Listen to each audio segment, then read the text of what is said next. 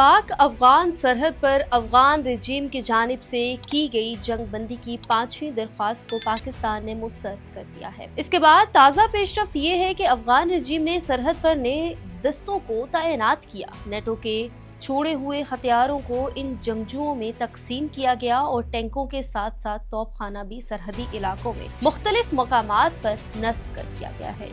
तोरखम सरहद पर भी एक टैंक तैनात किया गया है। दूसरी जानिब पाकिस्तान ने अंगूरा अड्डा पर अफगान रजीम के कब्जे से चौकी को वागुजार करवा लिया है। अफगान रजीम का दावा है कि गुज़श्ता रात कंदहार पर होने वाले हमलों में अफगान क़यादत को निशाना बनाने की कोशिश की गई। इल्ज़ाम है कि पाकिस्तान की जानिब से किए गए फ़िज़ाई हमलों का हदफ कंदहार में अफगान रजीम के सरबराह मुल्ला हिब्बतुल्लाह और दीगर आला कायदीन थे। इस सिलसिले में काबुल पोस्ट की एक रिपोर्ट है जिसके मुताबिक पाकिस्तान के हमलों में मुल्ला हिब्बतुल्लाह को निशाना बनाने की कोशिश की गई और ख्याल ये भी है कि पाकिस्तान को इस जुर्म का जो है वो भारी खमियाजा अदा करना पड़ेगा। अब ये नई सूरत हाल किस हद तक अहमियत की हामिल है? एक अहम सवाल ये है कि अफगान रजीम एक तरफ तो जंगबंदी की दरख्वास्तें करती है और दूसरी तरफ नए दस्तों को मुख्तलिफ मकामात पर भेजती है, जबकि जंगी साजो सामान को भी सरहद पर मुंतकिल किया जाता है। क्या ये झड़पें जो गुज़श्ता रात से आर्जी तौर पर रुक गई हैं दोबारा शुरू हो सकती हैं? और क्या वाकई पाकिस्तान ने अफगान क़यादत को निशाना बनाने की कोशिश की? इस हवाले से पाकिस्तान की हुकूमत और ख़ास तौर पर वज़ारत ख़ारजा का मौक़िफ़ क्या है?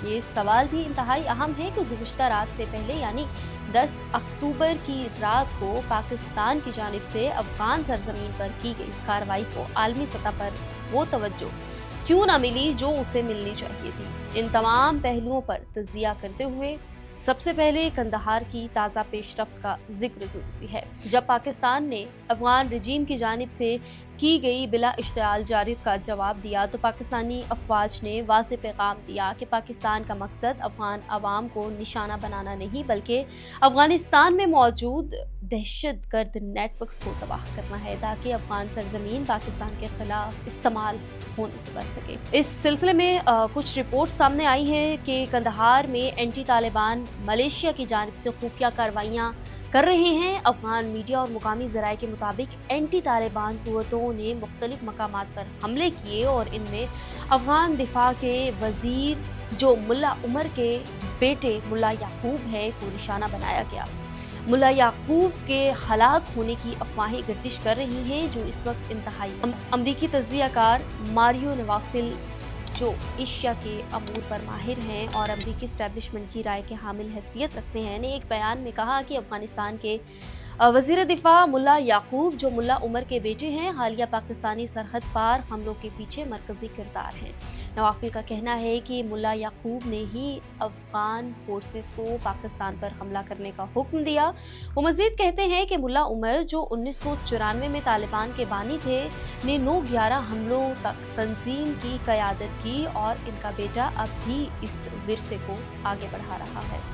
नाज़रीन, ये रिपोर्ट्स गैर मुसद्दिका हैं और तालिबान की जानिब से ना तो इनकी तरदीद हुई है और ना ही तस्दीक। गुज़श्ता रात पाकिस्तान की जानिब से कंदहार में ड्रोन हमलों के बाद तालिबान क़यादत ने खुद को महफूज मकामात पर मुंतकिल कर दिया है, जैसे कि पहाड़ी इलाकों या बंकरों में।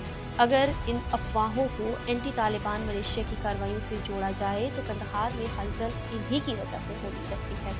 इसके साथ पाकिस्तान की वज़ारत ख़ारजा की जानिब से जारी अगर बयान को देखें तो ये एक अहम मोड़ है। बयान में पहली बार अफगान उबूरी हुकूमत की जगह तालिबान रजीम का लफ्ज़ इस्तेमाल किया गया है।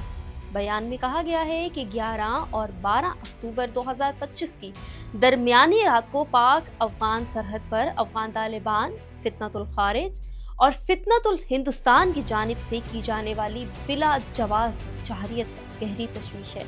ऐसी इश्ताल अंगेज कार्रवाइयाँ जो सरहद को गैर मुस्तहकम करने के लिए की गई, दोनों ममालिक के दरमियान पुरअमन हमसायगी और बाहमी ताउन के रूह की मुनाफी है। वज़ारत ख़ारजा ने वाज़ेह बयान दिया है कि पाकिस्तान ने अपना हक दिफा इस्तेमाल किया है और सिर्फ इन अड्डों को निशाना बनाया जो दहशतगर्द हमलों की मनसूबाबंदी और मुआवनत के लिए इस्तेमाल हो रहे थे।